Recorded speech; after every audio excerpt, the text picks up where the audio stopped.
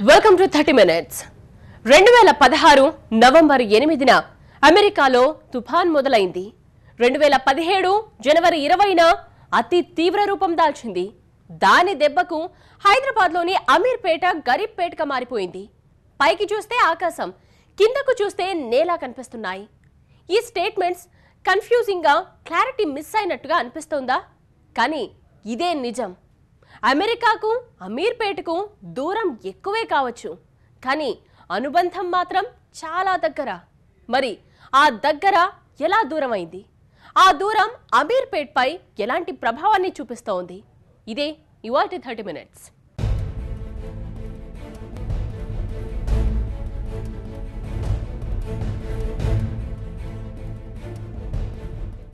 ఇప్పుడు మనం చూస్తున్న అమీర్పేట్ వేరు, 6 నెలల క్రితం అమీర్పేట్ వేరు. లొకేషన్ సేమ్ కావచ్చు, కానీ ఇప్పుడున్న సిచ్యువేషన్ మాత్రం డిఫరెంట్. అప్పటి కళకళ ఇప్పుడు లేదు. అప్పటి వైభవం వైభోగం చూద్దామన్నా కానరాదు. సంస్థల నుంచి వ్యక్తుల దాకా ఎవరిని కదిలించినా ఇప్పుడు నష్టజాతకమే అని పెదవి విరుస్తున్నారు. మంచి రోజుల కోసం, మునుపటి రోజుల కోసం ఓపిగ్గా ఎదురు చూస్తున్నారు. ఇదిగో చూడండి, ఇది 6 నెలల క్రితం వరకు కనిపించిన అమీర్పేట్లోని మైత్రివనం ప్రాంతం. అదే ఏరియా ఇప్పుడు ఎలా ఉందో చూడండి. తేడా గమనించారా? ఇంతకుముందు గజిబిజిగా ఉన్న రోడ్లు, దాని మీద జనం ఇప్పుడు లేరు.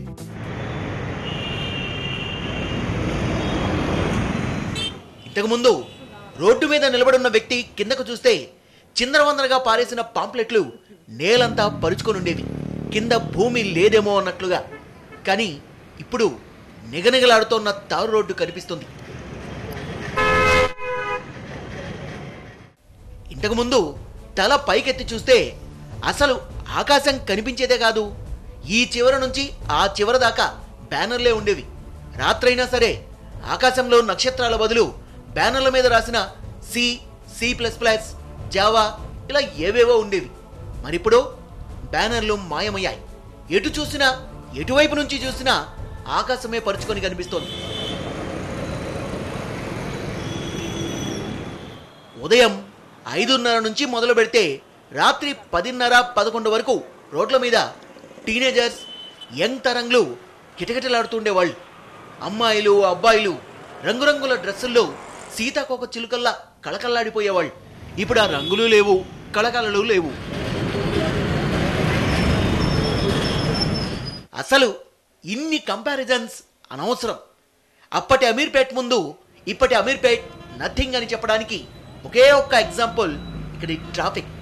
ఇంతకుముందు మైత్రివనం నుంచి లోపలికి వెళ్ళాలంటే నో ఛాన్స్, ఎందుకంటే 1 వే. మరిప్పుడు ఇదిగో రోడ్డు మధ్యలో డివైడర్ పెట్టి 2 వే అనుమతిస్తున్నారు. అంటే రద్దీ నిల్లన్నమాట. మైత్రివనం ప్రభావం తగ్గింది అని చెప్పడానికి ఇంతకన్నా ఉదాహరణ మరోటి కావాలా?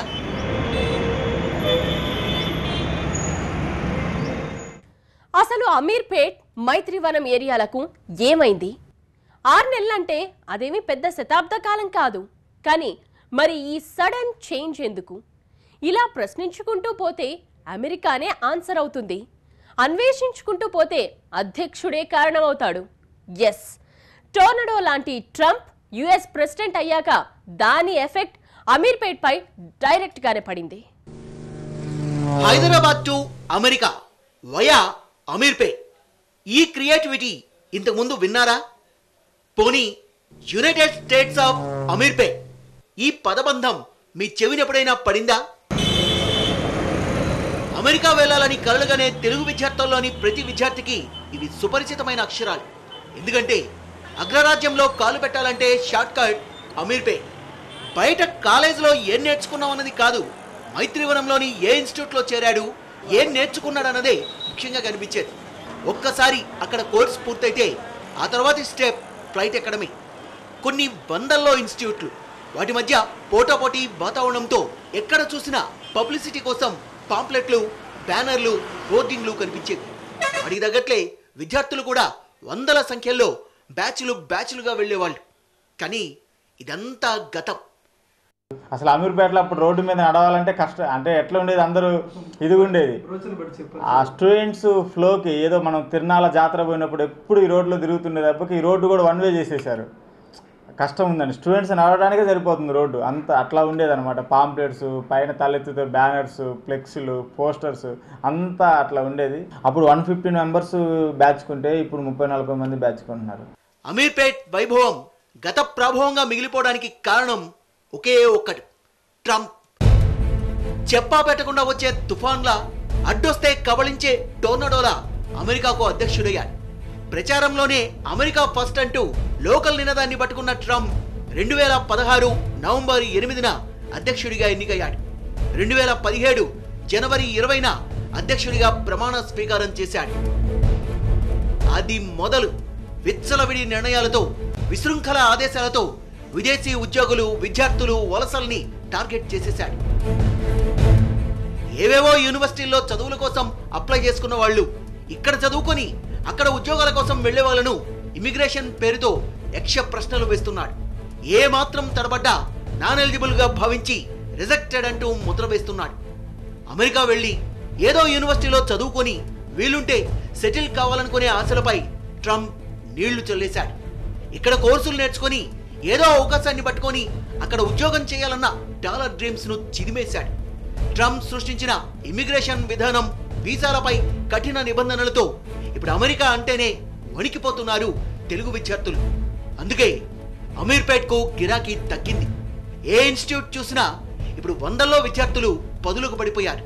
కొన్ని చోట్లయితే ఒకరిద్దరే క్లాసులకు అటెండ్ అవుతున్నారు. అది కూడా అమెరికాకు అవసరమయ్యే కోర్సులు కాదు. స్టూడెంట్ ఫ్లో అనేది తగ్గుతూ వస్తుంది. ఇప్పుడు పబ్లిసిటీ కూడా, ఇన్స్టిట్యూషన్స్ కూడా పబ్లిసిటీ మీద ఎక్కువగా ఎక్స్పెన్సివ్ చేయడం వేస్ట్ అనేసి already reduced their publicity efforts also. So getting job also difficult now. Before అప్పుడంటే ఐటీ బూమ్స్ చాలా టూ మచ్ అన్నమాట వరల్డ్ వైడ్గా. సో 100 మెంబర్స్ నేర్చుకుంటే 90 మెంబర్స్కి ప్లేస్మెంట్ దొరికేది. ఇప్పుడు అలా కాదు. అమీర్పేట్ మైత్రివనం ఎందరినో సాఫ్ట్వేర్ నిపుణులు చేసింది, ఎందరికో అమెరికా మార్గాన్ని చూపించింది. లక్షలు కోట్లలో నడిచిన ఇన్స్టిట్యూషన్ల మార్కెట్ ట్రంప్ అమెరికా అధ్యక్షుడయ్యాక ఒక్కసారిగా నేల కూలింది. నాటి ప్రభావంలో సగం కూడా లేక తెలవెలబోతోంది. ట్రంప్ నిర్ణయాలతో అక్కడున్న మన H1B ఉద్యోగులు ఎన్ఆర్ఐనే కాదు, విద్యార్థులు కూడా గజగజలాడిపోతున్నారు. కొత్తగా ఇక్కడి నుంచి యుఎస్ కు వెళ్దామనుకుంటున్న విద్యార్థులు కూడా సగానికి సగం అమెరికా ధ్యాస మానుకున్నారు. ఇది ఇక్కడ మనం చెప్పుకుంటున్న మాట కాదు, స్వయంగా అమెరికా వర్సిటీలే తేల్చిన నిజం. ట్రంప్ అధ్యక్షుడిగా బాధ్యతలు తీసుకున్న తర్వాత వివిధ విశ్వవిద్యాలయాల్లో తగ్గుతోన్న విద్యార్థుల సంఖ్యపై ఒక అధ్యయనం నిర్వహించారు. ఓపెన్ డోర్స్ పేరుతో 6 అగ్ర ఉన్నత విద్యాసంఘాలు ఈ అధ్యయనం నిర్వహించాయి. అమెరికాలో దాదాపు 3500 వరకు యూనివర్సిటీలుంటే అందులో 300 వరకు యూనివర్సిటీలు ఏళ్ల చరిత్రతో మెరిట్ వర్సిటీలుగా ఉన్నాయి. అమెరికాకు వివిధ దేశాల నుంచి ఎడ్యుకేషన్ కోసం వచ్చే విద్యార్థులు ఎక్కువగా ఈ యూనివర్సిటీల వైపే మొగ్గు చూపుతారు. అయితే తాజా అధ్యయనంలో ఈ మెరిట్ వర్సిటీల్లో 250కి పైగా యూనివర్సిటీల్లో విద్యార్థుల సంఖ్య బాగా తగ్గిపోయినట్లుగా తేల్చారు. ముఖ్యంగా మన ఇండియన్ స్టూడెంట్స్ గురించి చెప్పాలంటే అండర్ గ్రాడ్యుయేషన్లో 26%, గ్రాడ్యుయేషన్లో 15% దరఖాస్తులు తగ్గిపోయాయి. అంటే ఒక్క ఇండియా నుంచే 41% స్టూడెంట్స్ అమెరికాకు నో చెప్పేస్తున్నారన్నమాట. అంతర్జాతీయంగా మరో 40% అప్లికేషన్లు కూడా పడిపోయాయంటున్నారు. అమెరికాకు వివిధ దేశాల నుంచి వచ్చే విద్యార్థుల్లో భారత్, చైనా దేశాల నుంచి వస్తున్న విద్యార్థులు 47% ప్రతి ఏటా ఉంటున్నారు. దాదాపు 5 లక్షల మంది విద్యార్థులు ఈ 2 దేశాల నుంచి వచ్చి చదువుకుంటున్నారు. అయితే ఇప్పుడు మన దేశంతో పాటు చైనా నుంచి వస్తున్న విద్యార్థుల శాతం కూడా తగ్గిపోయింది. జాబ్స్ కూడా అవుట్ సోర్సింగ్ చాలా తగ్గిపోయాయి. మార్కెట్లో కూడా యుఎస్ నుంచి వచ్చే అవుట్ సోర్సింగ్ చాలా తగ్గిపోయాయి. జాబ్స్ చాలా తగ్గడం వల్ల కోర్సెస్ వైపు, ఐటీ కోర్సెస్ వైపు జనాలు రావడం తగ్గింది. ప్రపంచంలోనే అత్యంత ప్రతిష్టాత్మకమైన యూనివర్సిటీలు అమెరికాలో ఉన్నాయి. కేవలం అక్కడి ఉద్యోగమే కాదు, అమెరికా వర్సిటీలో చదివిన వారికి ప్రపంచవ్యాప్తంగా డిమాండ్ ఎక్కువ. అక్కడ విద్య పూర్తి చేసి తిరిగి తమ తమ దేశాలకు వచ్చిన ఉద్యోగ అవకాశాల్లో ప్రాధాన్యత కొనసాగుతోంది. అందుకే అమెరికా విద్యపై అంత మోజు ఒక కలగా ఉంటుంది. కానీ ట్రంప్ వచ్చాక ఆ కలలకు ఫుల్ స్టాప్ పడుతోంది. అమెరికా వర్సిటీల్లో తగ్గుతోన్న భారత విద్యార్థుల దరఖాస్తులకు హైదరాబాద్ కూడా ప్రత్యక్ష నిదర్శనంగా కనిపిస్తోంది. గత ఏడాది ఇదే టైంకు అమెరికా వెళ్లే విద్యార్థుల సంఖ్యతో పోలిస్తే ఈ ఏడాది చాలా వరకు తగ్గిపోయాయి. ఇలా తెలుగు రాష్ట్రాల్లోనే 50%కు పైగా డ్రాప్ అయిన విద్యార్థులు మనకు కనిపిస్తుంటే దేశంలో ఇతర ప్రాంతాల పరిస్థితి దాదాపు ఇదే విధంగా ఉంది. ప్రస్తుతం అమీర్పేటలో కనిపిస్తున్న కొద్దిపాటి విద్యార్థులకు కూడా అమెరికా టార్గెట్ కాదు, కెనడా, ఆస్ట్రేలియా లాంటి ఇతర దేశాలు వీళ్ళ టార్గెట్.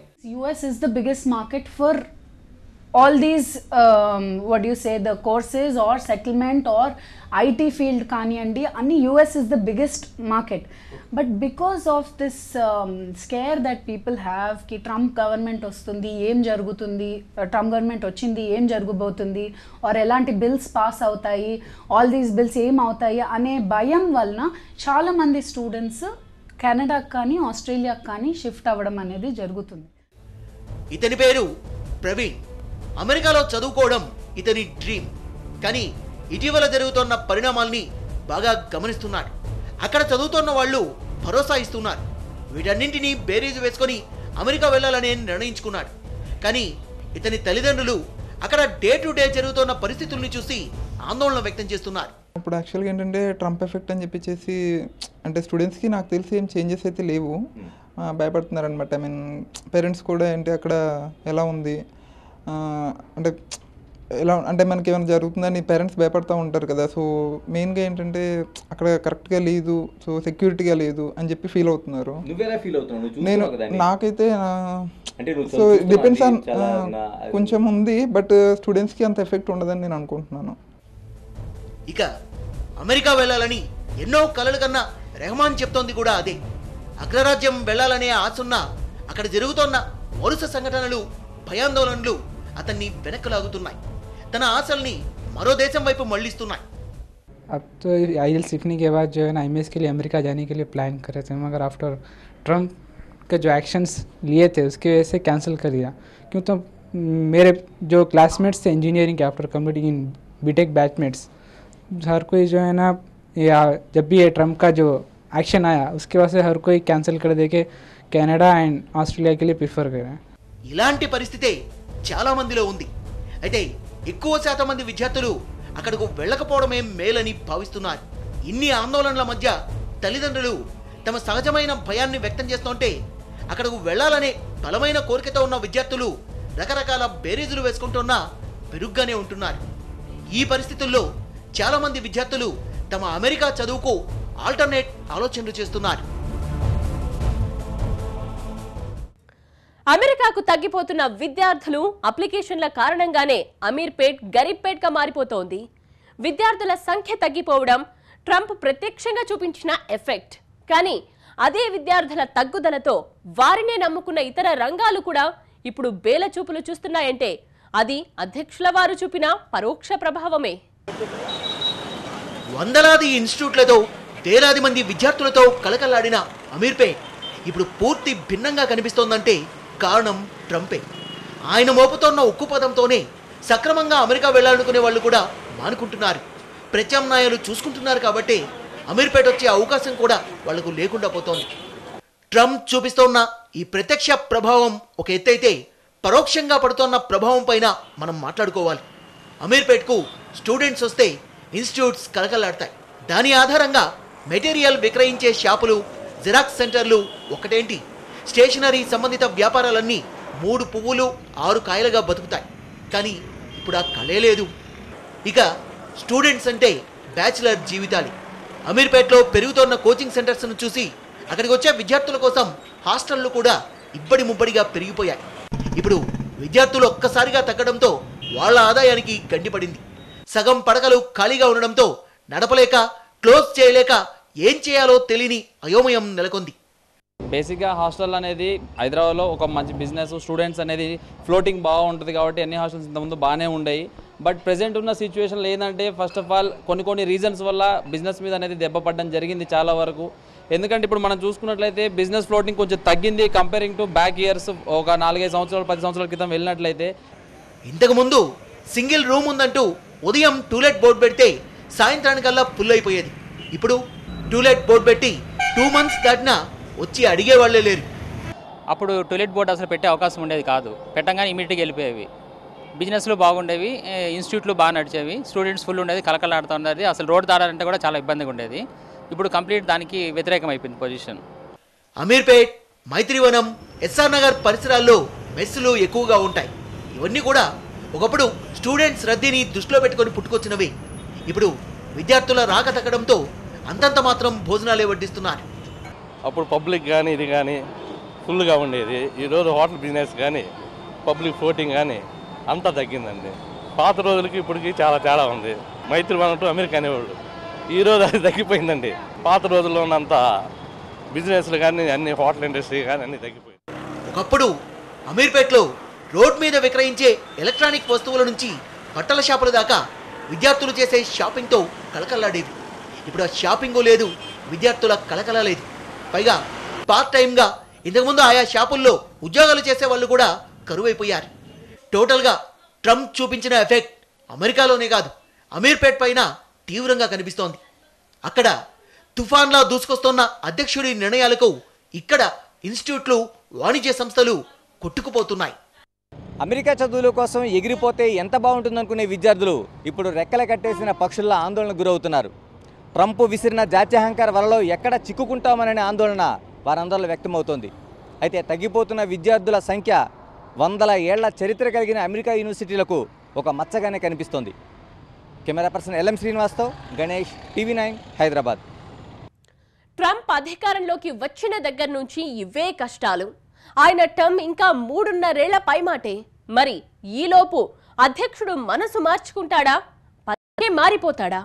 ఈ రెండిటిలో ఏదో ఒకటి జరిగితే తప్ప మళ్ళీ అమీర్పేట్ కళకళలాడేలా లేదు. ఇది ఇవాల్టి 30 minutes. చూస్తూనే ఉండండి టీవీ9.